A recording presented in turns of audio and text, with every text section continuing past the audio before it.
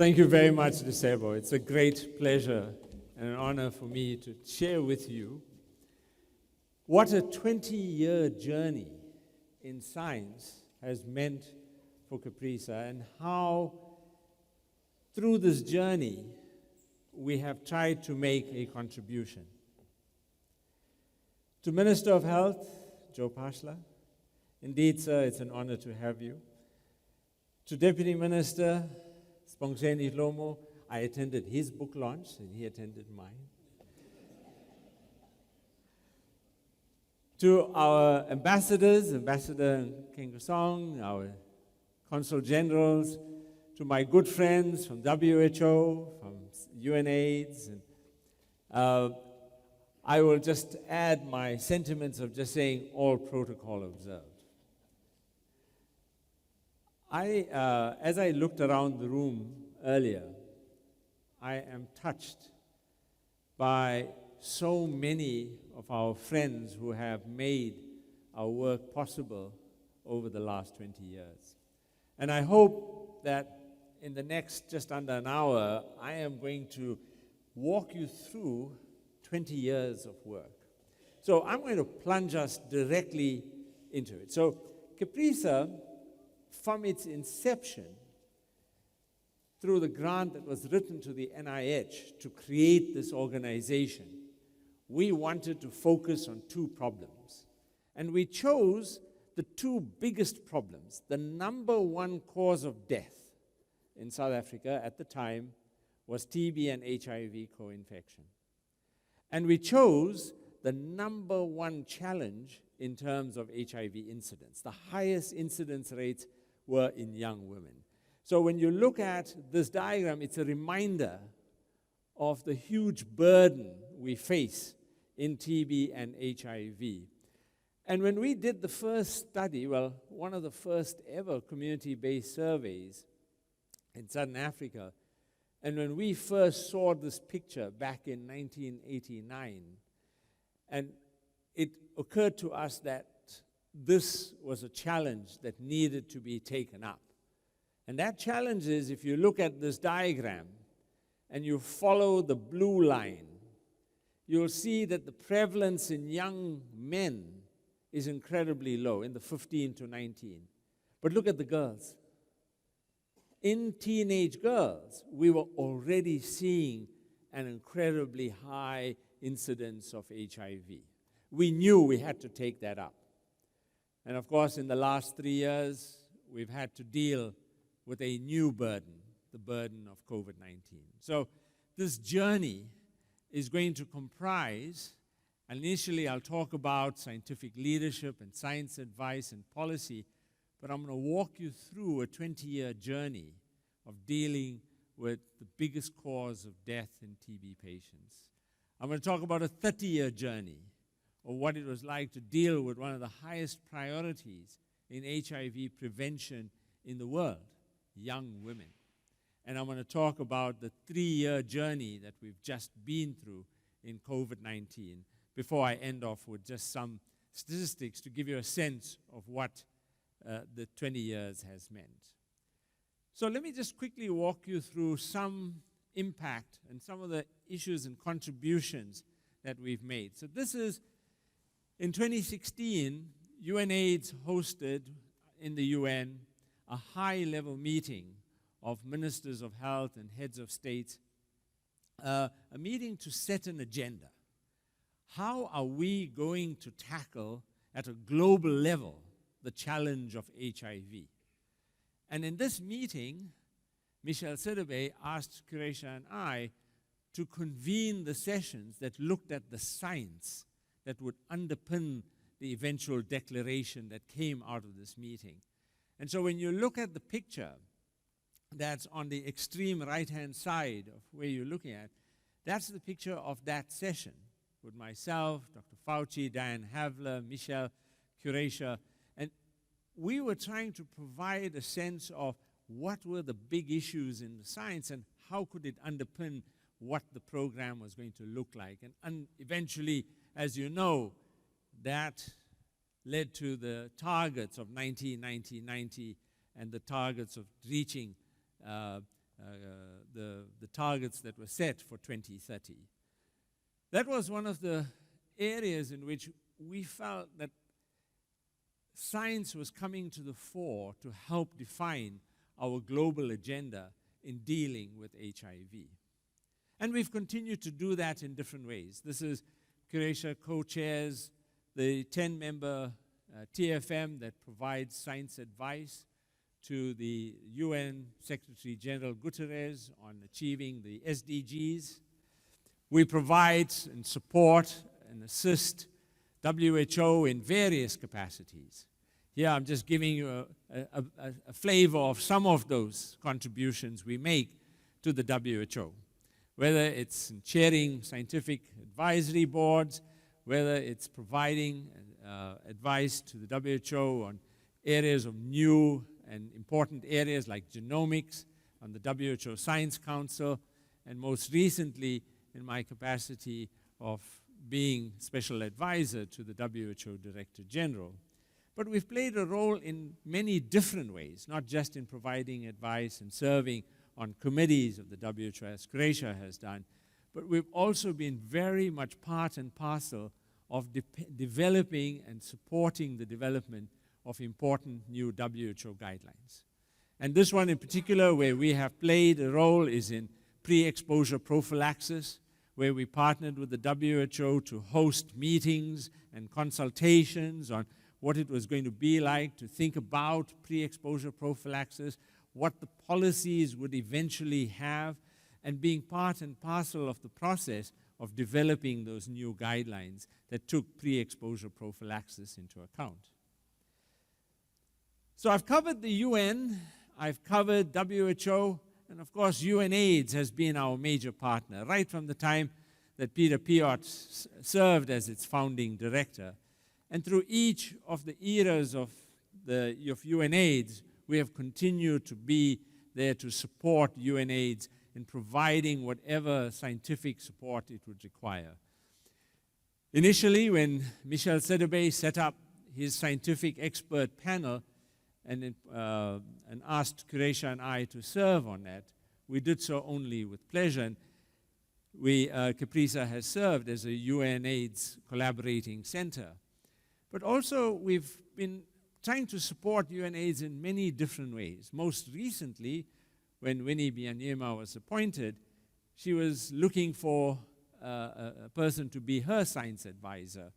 And so CAPRISA was invited to come and serve in that capacity. So we've continued to play a role at that kind of global level, whether it's at the UN, whether it's at WHO, or at UNAIDS. And one of the things, I've been involved in so many meetings at UNAIDS and WHO. I picked out one. And this one was a meeting in an amazing setting in Switzerland called Glion. And in this meeting, they brought together people from all over the world to come and look at this issue of what is the path to epidemic control. What does epidemic control mean? And how can we talk about achieving epidemic control? What are some of the essential elements that can help us get to that point? But we've provided advice not only to the big UN agencies like UNAIDS, WHO, and so on. We've also been supporting and advising and asked to provide scientific advice to the US Congress, in this case on COVID-19, or in the case of the UK, when we were invited to come and address the all-party parliamentary group on coronavirus. So it's been at multiple levels that this kind of science advice has been provided by researchers in CAPRISA. And we've played leadership role in various kinds of scientific bodies. I serve as the Vice President of the International Science Council. CAPRISA is President of TWAS, the first woman to be elected as President of the World Academy of Science.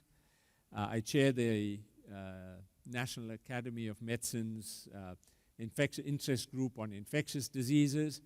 And we have played a role in multiple academies, whether it's in ASAF, Royal Society, in many of these different organizations. So our role is not just about CAPRISA, but it's about the involvement of African scientists, of South African scientists, in contributing to developing the academy in all its forms and being active in that process. And of course, over the years, with all of the research that we've done, our scientists have been profiled in Nature. And here, I'm showing you the one in particular, which I thought was quite amazing, the one in the middle, where they looked at milestone meetings. They took from various different disciplines, whether it's in physics or chemistry or medicine, and they identified Croatia's presentation at the Vienna AIDS conference as one of those milestone meetings, and profiled her for that. There are profiles in the Lancet, where Croatia and Kogi and myself have been profiled over the years. And we've been profiled in Science for our research. And if you're wondering who's that dapper lady in the picture, that's Nesri Padiachi, our ex-deputy director. So I hope I've given you a sense of how we needed to be global citizens of science, how we needed to be part and parcel of the world's approach to maximizing the benefits of science for policy, for developing guidelines, and for trying to do the best we can, whether it's for our patients or our communities. I'm now going to walk you through a 20-year journey on TB-HIV, and it starts right here at this very venue. It's the International AIDS Conference held in July of 2000. And it was at that conference that it became abundantly clear to all of us who were there that things have to change, that we cannot leave this venue and think that what we're going to do next will be the same thing we did before we came here to the conference. We had to make treatment available. And if we were going to make treatment available, who was going to be our highest priority and what did we need to know? And so through that emerged one of the big challenges. How do you treat patients who have TB and HIV? Because you have all these challenges, immune reconstitution, you have drug interactions, you've got to deal with the additive toxicity of the drugs. So you've got all these things that are suggesting that no, treat the TB first, then treat for HIV. On the other hand, you've got a problem that if you wait too long with the antiretrovirals, patients would die. So it was a big dilemma as to what to do. The WHO hosted a meeting where they wanted to look at this very question. What are the highest priorities to deal with the problem of TB and HIV? And this is a problem in Africa. It's a problem in Africa because we didn't have antiretrovirals available at that time. And we had a big TB problem. So the place where antiretrovirals were available were the places where TB was not a big problem. But when antiretrovirals were going to be made available in Africa, we knew we had to deal with that problem. And I remember that discussion. Gavin was there, Gavin Churchard, Wafa was there, Jerry Friedland was there. We were grappling with this issue, how should we tackle that? So one of the first things I did is I went and asked a few colleagues, a few doctors. I got all different answers. That told me straight away. This is a data-free zone, so doctors are treating as and how they wish. That couldn't continue. So we initiated the study called the SAPIT study. And in 2009, we shared the results to the world. And we showed that if you integrated TB and HIV treatment, you could reduce mortality by 56%. We were going to save half the deaths. We're going to prevent half the deaths with integrated treatment. So here was a way in which we could make an immediate impact on the dual epidemics of HIV and TB.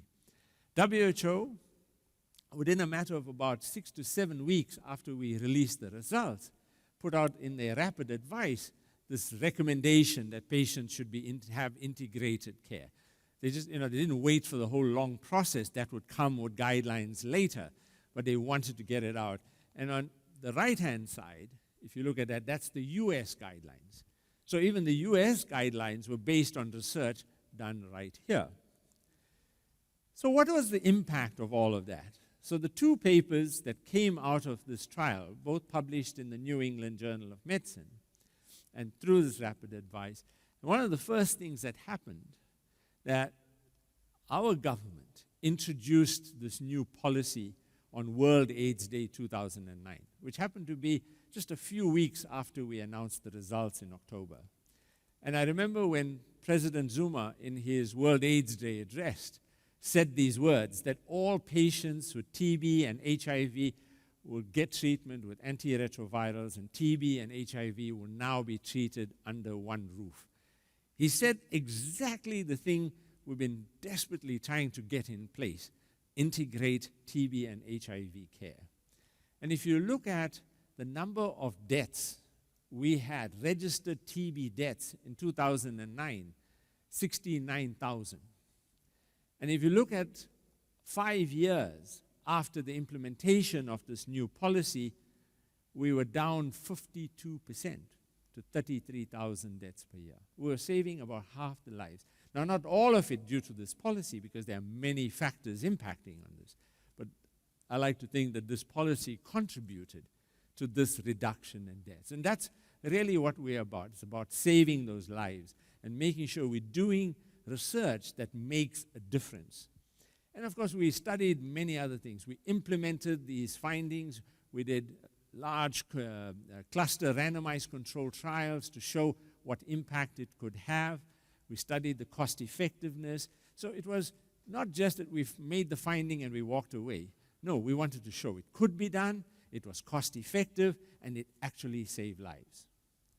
So let me now start the 30-year journey on the problem of the high incidence rates in young women, and what our research has managed to contribute in some small way to dealing with this problem. And I'm going to talk about in each of these 4 areas where we have done research that has made a contribution. So let's start with HIV in young women. So I've covered this study. This study has been the central basis for much of the thinking that we've had in CAPRISA. This notion that there's age-disparate sex, and it's driving this pandemic in Africa, and that we needed to do something about it. So we knew that this was not only a problem in South Africa, that this was in fact going to be a problem elsewhere. And true to form, several years later, as surveys were done in other parts of the world, they showed exactly that. And in this UNAIDS report, you can see the red bars are higher than the blue bars, and this is for HIV prevalence in 15 to 24-year-old men and women. So this is the challenge, and now we needed to figure out what to do. And we knew this problem was getting worse. And we knew that because in a study that CAPRISA did in schools, where she looked at grades 9 and 10 students, and she looked at the prevalence of HIV. And you can see across the board in all these different age groups, whether you're talking about the very young ones below 15 or the ones that were over 20, prevalence in boys between 1 and 1.8%. But look at the prevalence in girls. Drastically different. In girls, by age 15, the prevalence is already 2.6%. And by the time you get to age 20, 1 in 4 schoolgirls, just think about 1 in 4 in this community in grades 9 and 10 already have HIV. That was the situation we had to research. We had to find a solution that would make a difference in that picture. And if you look at this particular community, this is a study done by Aisha Kasani, a study of over 10,000 people in this community. She showed us what the picture of HIV was like. If you follow the red bars, you can see that by age 30, more than half of the women have HIV, 58%. When you get to 31 and 32, it's now 70%. We are talking about incredibly high prevalence rates in women, and that's on a cumulative basis that they've picked up large incidence, high incidence rates when they're young, And now as they're getting older, we are seeing this cumulative effect. The net challenge, how do we stop this problem? How do we find a solution? Well, the first problem was that some people just didn't agree with us. There were papers published that said, no, you are wrong. In fact, papers published from right here in KwaZulu-Natal as well. You are wrong. You got it wrong. It's not age-disparate sex. And we needed to provide more compelling evidence. And so we did that in this study. Here, we did genomic sequencing on thousands of HIV, and we tried to cluster people who are infected with the same virus or with a virus that is very similar. So that way we could track who was infecting who. We were trying to follow the chains of transmission. In trying to follow the chains of transmission, we're trying to identify where were most of the infections occurring. And what we unraveled is the cycle of HIV transmission. And what is the cycle? Men in their late 20s and early 30s were the main source of infection in young girls, teenage girls particularly. That age difference between 8 and 10 years. So now we got some idea of what the main source of HIV is in young girls. But what was happening was when these young girls grow up and they reach their 30s, they are now finding their partners and they are having sex with men of a similar age. So these women now in their late 20s, early 30s are infecting men of the same age. Those men, 39% of those men are having a liaison with a teenage girl. And that is what creates the cycle. And that's why HIV continues to be such a huge burden. And unraveling and identifying this cycle of transmission is critical first step to know what to do. And that's what we had to do. We had to ensure we understood the cycle and then try and find ways in which we could do it. But one of the things that happened quite early on is when we published this finding, very soon thereafter, in fact it was in the same year, UNAIDS published its report, Get It on the Fast Track, and it talked about the life cycle approach to HIV. And what they did in this life cycle approach to HIV, they basically captured what was our very complicated diagram that was in the Lancet HIV.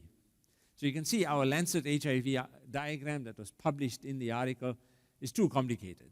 So they simplified it and they just showed what that cycle looked like. And of course, what happened shortly thereafter, many countries in Africa adopted it. In fact, in South Africa's plan, the last plan that expired in 2022, in that plan, the number one prevention priority was to reduce the incidence in young girls. And you can see what they did. They took the UNAIDS diagram and they changed the colors a little bit. They called it infection pathway, and there it is. It's the same diagram. So now we were wondering, do we copyright our diagrams? But that's the point. We want to make information available. We want it to be available so that people can use it for their policies. So identifying, describing, and using that as a basis for action on age-disparate sex was one of the first areas we had an impact in terms of young women. The second is our 18-year search for women-controlled prevention technology. So it was Zena Stein that published a paper in 1990 that made the point that we needed to develop women-controlled methods. And as you know, Zena Stein had a huge impact on all of us because of her influence. And so we started. The first study we did was in 1993. We went to a company in the US. We asked them to make us a nonoxynol 9 film. And we were not the first to study nonoxynol 9. There was a group in Kenya that put nonoxynol 9 in a sponge, and they had done a study which wasn't very promising. We thought, no, let's go with a lower dose. Let's use it in a foam. And so we got this company to make it. And we did this first study back in 1993.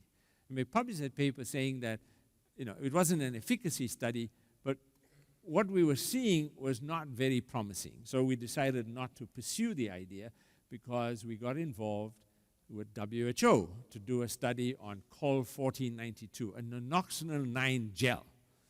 And we thought that was a better idea than our foam idea. And so we did that study, and those results were announced in this very venue at the AIDS 2000 conference. And of course, we know that it didn't work. In fact, not only did it not work, it may have even been harmful. And we carried on.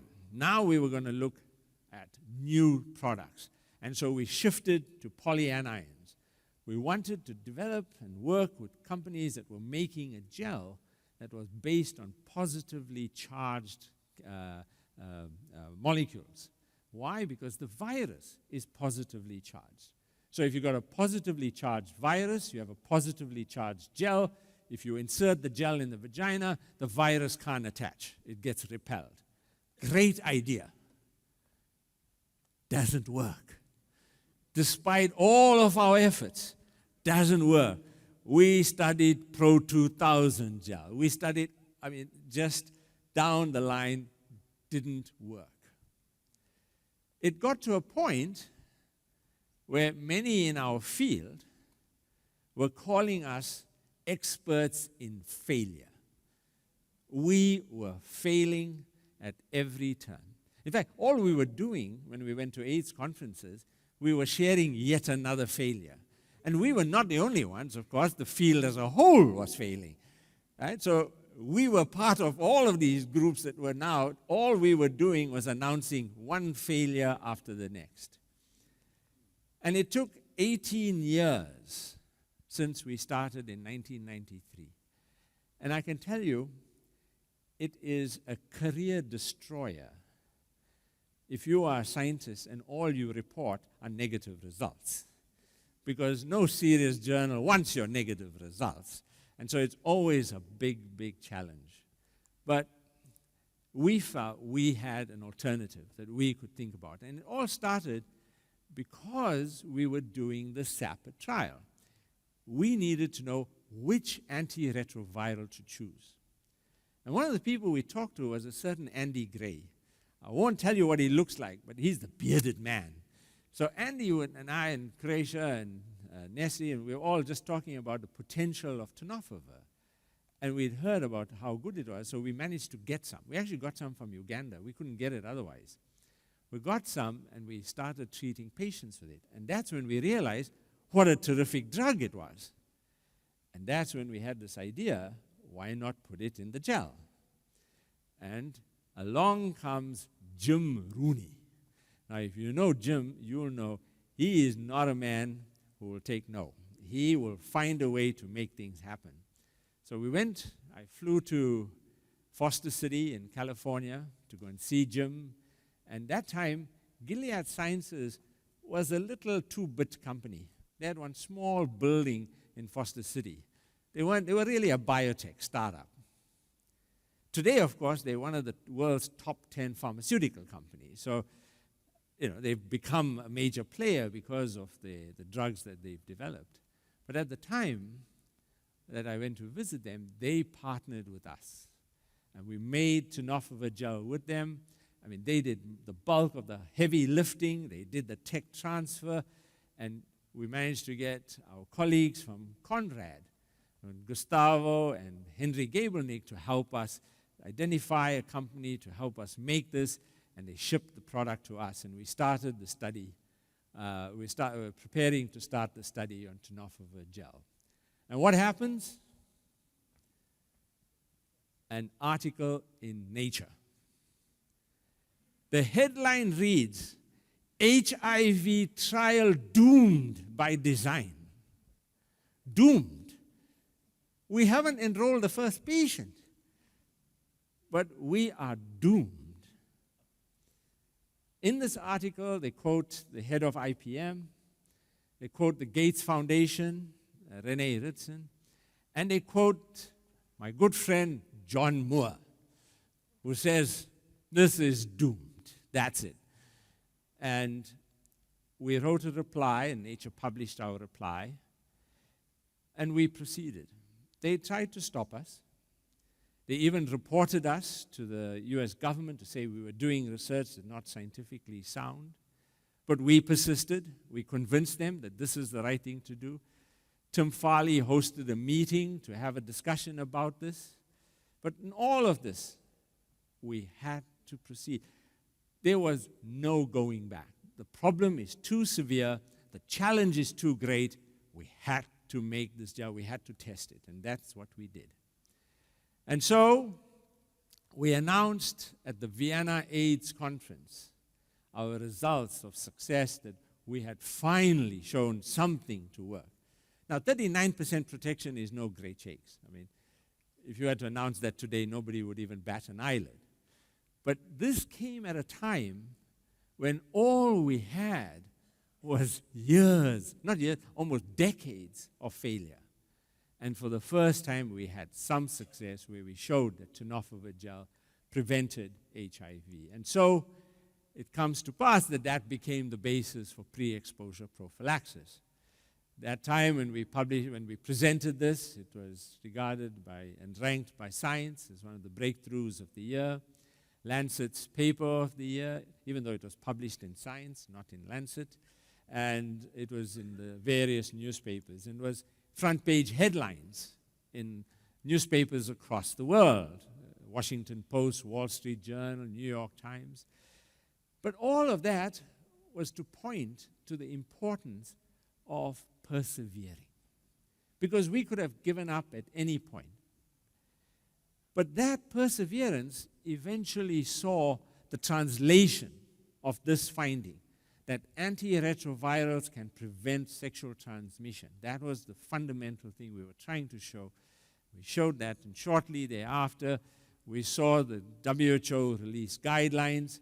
It took about 3 or 4 years, and remember, by the time the guidelines process was being done, there were several trials now that showed that tenofovir in tablets was cheaper, easier to take, and highly effective.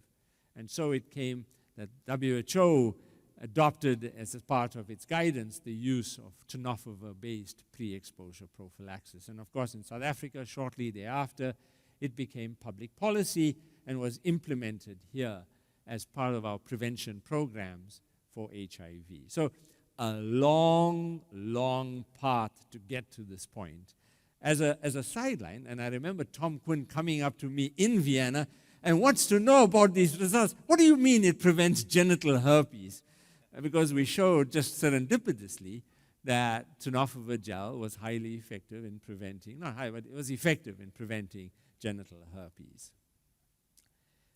I want to now touch on understanding the role of the vaginal microbiome. So we knew that young girls had these high rates of HIV, not only because of their behavior, and not only because of the cycle of transmission, but there was an underlying biology.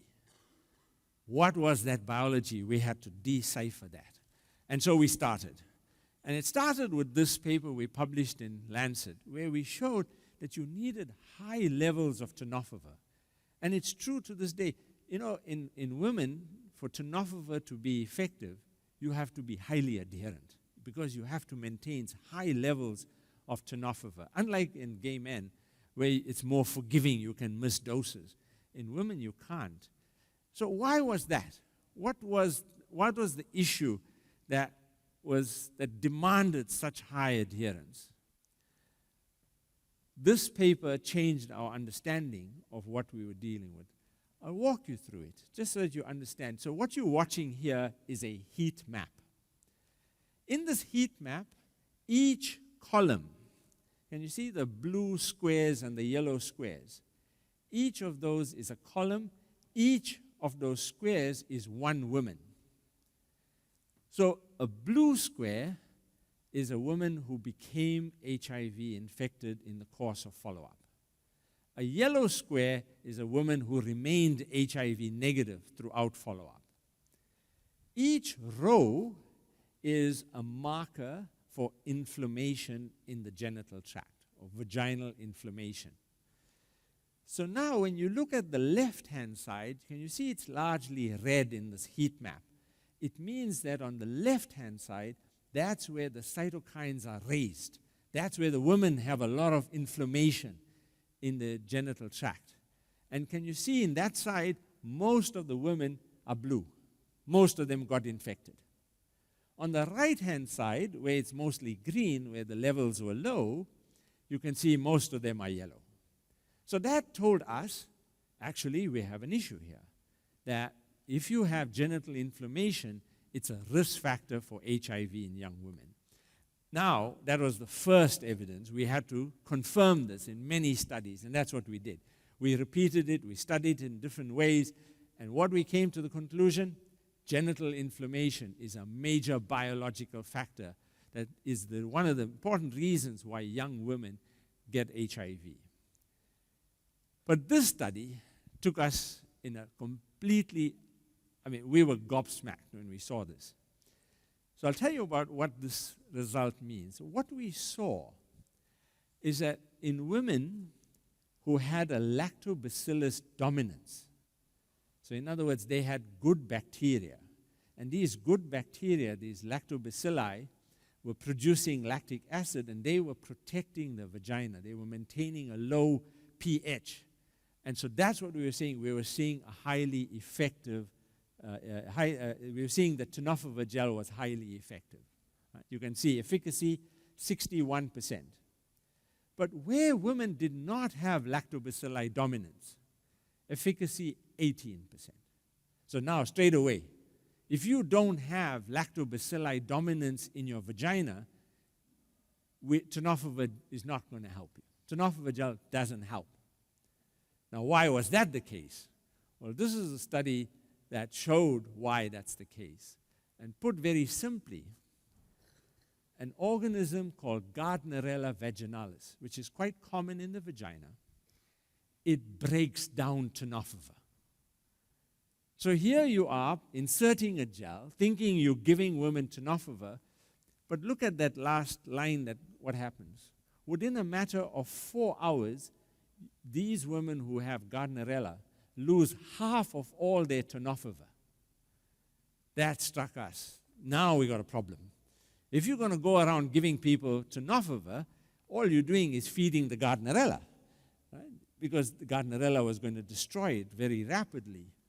That led now to us wondering, how do we address this issue? And we showed it in many different ways. In this paper that Lyle published in Nature Medicine, again showing the same problem that we have. If you have genital inflammation, you are at high risk of getting HIV, and tenofovir doesn't help you to the same extent. And so that's what eventually led to a discussion I had with Trevor Mundell. We had a meeting in New York where Ian Lipkin, Jacques Ravel, and a whole lot of others came together. We were about 8 or 9 people, and I shared these results, and we talked about the vaginal microbiome and what can we do about it. And of course, now the Gates Foundation has a huge program where they've brought together a whole lot of scientists. Actually, they brought together only American scientists. They left us out of it. But now we are part of working with them on it. But part of this now is about actually developing products. And this group is doing some amazing work in developing new candidates of lactobacilli that can be inserted in the vagina in order to make the vaginal flora lactobacilli dominant. And so that's the exciting new stage we are looking at in impacting new areas of research. And let me talk in concluding this section on long-acting PrEP and the potential of broadly neutralizing antibodies. So we showed in 2012, this is a paper done by our group at the NICD, led by Penny Moore and Lynn Morris. They showed how broadly neutralizing antibodies can be created. They provided us with the first evidence of one of the mechanisms of why antibodies become broadly neutralizing. So normally you get infected with HIV, you produce an antibody that is strain-specific, not one that can kill multiple HIV. But there are these rare individuals that can develop an antibody that can kill all different kinds of HIV. And so we call that broadly neutralizing antibodies. And in this study here, we began to understand how broadly neutralizing antibodies are created. In this particular instance, the shift of a glycan from position 334 to 332 creates a broadly neutralizing antibody from a strain-specific one. And it was in that year that President Zuma announced in his State of Nation address. And if you're wondering, yes, in 2012, this was before the EFF prevented him from doing the State of Nation address, when he was still allowed to do it. Right? And at the State of Nation address, he announced that researchers at CAPRISA Consortium discovered broadly neutralizing antibodies against HIV. I mean, we didn't actually discover BNAbs. The groups at Scripps and VRC did that. We just showed the first mechanism by which they were created. And so it was, we were acknowledged in the State of Nation address. But the following year, we published this result, which is we found one woman from our various studies. She was the 256th woman we enrolled. We enrolled her back in 2004. And so she's got the code name CAPRISA 256 or CAP 256. And what we showed is that CAP 256 has a highly potent antibody that has good breadth. It kills about 4 out of every 5 viruses in a panel that includes viruses from across the world. And our idea was, well, can we make this antibody and use it as long-acting PrEP, because we know the challenges that we can't get young women to take a daily tablet. Can we do something different? And so that was the plan. We were acknowledged that year by Cabinet for announcing these important results.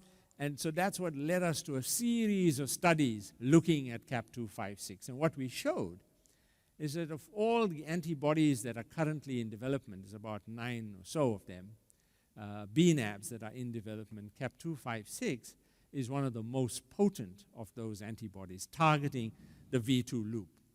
So now we were dealing with a highly potent antibody, but it didn't have as good breadth.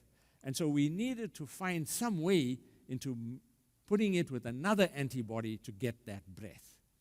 But one of the first things we did is, once we identified CAP 256, we sent one of our students, a PhD student, who is now one of the senior scientists at the NICD, and she went to the VRC at the NIH to work on this antibody. And her job was simply to find the cell, the B cell that makes this antibody. Now, if you remember that, B cells and T cells, they're all part of your white blood cells in your blood. You've got red blood cells, you've got white blood cells. So these B cells, only about 1 in 10,000 B cells will make a specific antibody. And so she had to go and find that one cell. And we were so fortunate. Just before she could finish her stint at the VRC, we got the call. She's found that cell, that one cell. Cloned that cell, and working with that cell, we identified the sequence. We made a few changes to it to make it longer lasting. And using that, we made the first 3 grams of this antibody. It took us 7 months to make that. We sent those 3 grams to Dan Baruch and his team at Harvard. And we said, put it into the monkeys, let's see what it does. And so Dan tested it in the monkeys. What you see here is the results of that study. He showed that all the monkeys who got the placebo, the dud, all got infected with HIV, a monkey form of HIV. And the 12 monkeys that got differing doses of CAP 256, not one became infected.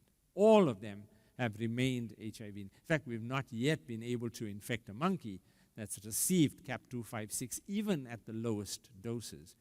And so we proceeded. Working with the VRC, we manufactured the first batches, put it into humans, and now we are in a huge trial. We're doing a study of 1,000 women to see, does this antibody work? Does it prevent HIV as a combination of CAP256 with VRC07? And if it does, it gives us some way in which we can move forward, given the challenges of making these antibodies, the issues around cost and so on. We have to sort of figure those out and are working on those in parallel with a range of individuals from different companies and different organizations. So the question is, it prevents monkey form of HIV. Does it prevent HIV in women? Does it protect young women? And the answer is, watch this space. We don't have the results yet, but you will certainly hear those results when we get it. So just watch this space. We expect those results towards the end of next year. But for us, it has been an amazing journey, 15 years. From the time we enrolled CAPRISA 256 into our study, in one of our follow-up studies with all of the prevention messages, she still got infected, as so many young women do. She got infected, she was initiated by ART by us, we identified her BNAbs, we developed the BNAbs, we isolated it, we manufactured it, we did monkey studies with it, we put it now into humans, and we hope one day that this antibody will be helpful in protecting her own daughters from getting HIV. And that is the challenge that we face. That is the process, and that's what we are taking on. And we've got some amazing partners. Yusuf Hamid, who's the head of CIPLA, is working with us on how can we manufacture this at a low cost so it can become available as a 6-monthly injectable PrEP formulation. So let me go through the last part, which is a 3-year journey of COVID, which is still fresh in many of your minds. And for us, the focus of our work has largely been on understanding the variants. So one of the very early things we did was we published this piece in the New England Journal of Medicine, in which we provided some framework to think about how we should respond in South Africa. And when I was asked by the president to do this next slide speech that everybody talks about on Easter Monday in 2020, I presented this 8-stage plan. It provided a framework around which we could be thinking about it. Other countries have also adopted a framework based on this as well. It was a few months later that we picked up this big problem of how the lockdowns were affecting TB and HIV care. And so Croatia wrote this up, and this was published in Science. But for us, the big problem became variants. And there's a long story, read the book, to find out, the whole story about the variants and how Tulio came to me all excited when he had this first new variant, and how, first thing we did is, we better talk to the minister quickly about this. Is this real? Because nobody else had described a variant. And we said, are we really seeing a variant? You sure it's not a mistake?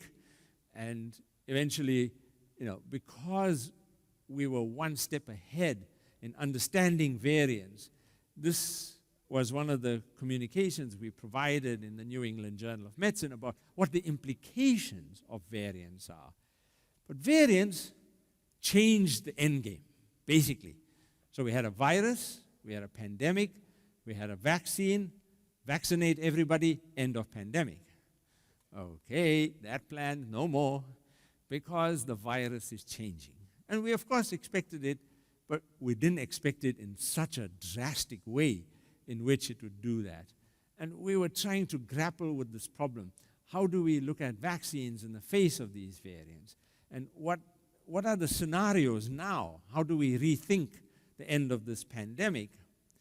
And in the midst of all of that, came the big problem that we all were facing, vaccine inequity. Here we were sitting in Africa, can't get vaccines. And our good friend John Nkengasong, he was our leader. He went out there, he planted the flag, fighting for us, trying to get us vaccines. And we were there backing him up every step of the way.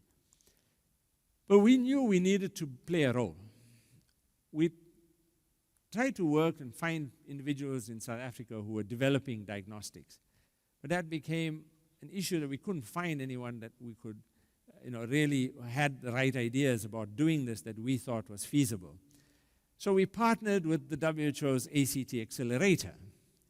And in particular, we partnered with FIND. So as FIND was working with companies across the world and individuals and identifying new diagnostics, they would send it to us.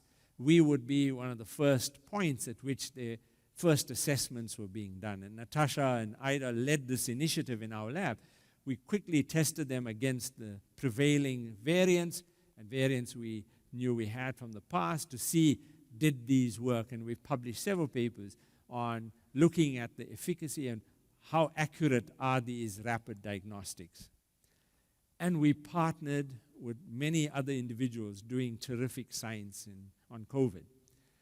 Our partners at ARI, the African Health Research Institute, our partners at CRISP, who were all doing work either on immunology or on genomic sequences, and we've published many papers jointly with them, impacting the immunology, the understanding of the way in which the genome was changing, understanding how vaccine efficacy was changing in relation to different variants. All of those issues we started grappling with. But it was in 2021, in December, that I got the call, an email from Richard Horton. He says, Slim, you're everywhere here on BBC, Sky News talking about Omicron. I said, well, you have to blame the minister. Minister Joe Pashla puts me everywhere to talk about Omicron. So he says, you've got to write something. The world community needs to know. They need information. Is this a problem or not? And so Kuresha and I wrote this article. We wrote it in a matter of one day, in about 8 hours. And we put together the data we had, and we sent it to the journal. They edited it. They sent us the reviews the same night. It was published online the same day. That's how fast they put it up. And what they wanted to know, is it going to be a problem? And our answer, put very simply, when you look at the way in that red line is going up, yes, it's going to be a big problem, and it's going to be a problem everywhere. And we started providing the first evidence that it wasn't as clinically serious as other variants. About a month later, we published and put this preprint out, where we showed that clinically, Omicron was much less severe than the other variants. And of course, 6 weeks later, Alex Segal and his team produced the evidence to show that actually Omicron escapes Pfizer vaccination antibodies. And so now we knew that even those who were vaccinated were going to get infected with Omicron, as they did. But we took a strong stand against many things. One of them was not only vaccine inequity, but against this widespread promotion of ineffective treatments like ivermectin. This was in the New England Journal of Medicine. And with Rubeshan and his team working with the GVN, we've now been focusing on trying to understand long COVID. And this is one of the most recent of Rubeshan's papers. So let me end off now with just a summary of 20 years. So if you look at those 20 years, from 2003 to 2022, we've published 1,430 journal articles in 20 years. If you work that out roughly, it's about 70 papers a year. But the numbers don't matter. What's important for us is that many of those articles are in high-impact journals, impact factor higher than 5. You can see that in the course of 20 years, 123 papers in Lancet journals, 24 in the New England Journal of Medicine, 26 in Science, 60 in Nature. And we've got several articles with a large number of citations, and our most cited paper remains the tenofovir gel. And you can look at it slightly differently in this diagram if you look at the line at the bottom. So that's our publication rate. So that tells you when you see 6, it means that we are publishing in the New England Journal of Medicine every 6 months. So this is just in the last 12 years. So the NEJM, every 6 months we have a paper. In Nature, every 4 months. In Science, every 6 months. In Lancet, Lancet, of course, is many journals. It's Lancet, Lancet Global Health, and Lancet HIV, and Lancet Infectious Diseases. We are there once every 2 months. So giving you just some idea of our publication rates, and that's what we monitor. We've got several patents for our work on antibodies, on tenofovir gel, etc. And we've received multiple awards that we've achieved over these years for the work that we have done. But importantly, we've communicated. And if you look at this analysis of our communications over the last 3 years, this is from January 2020 to the end of last year, we had, on average, for all 3 years, every day, 3 articles per day in print media.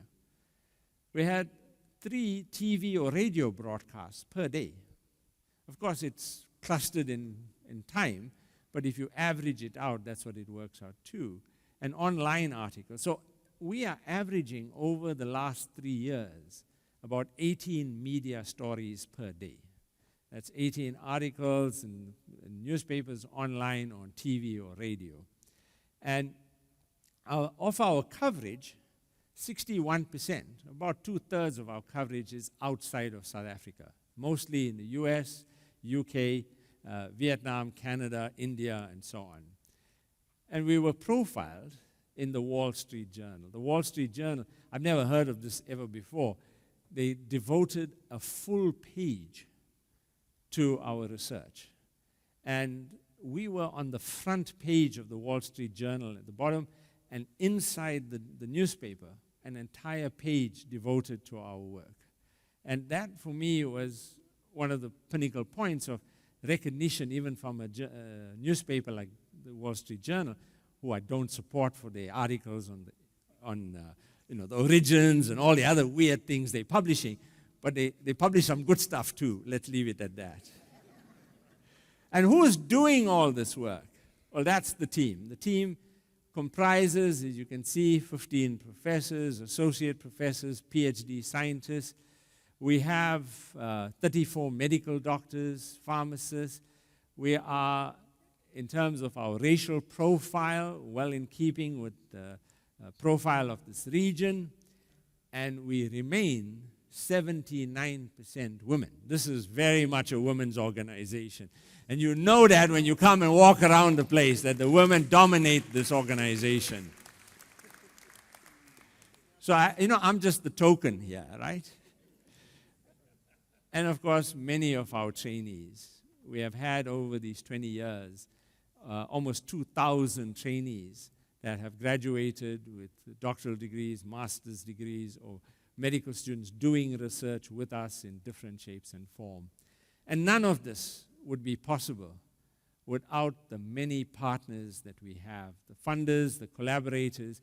This is about us working with many others to make this possible. Thank you very much.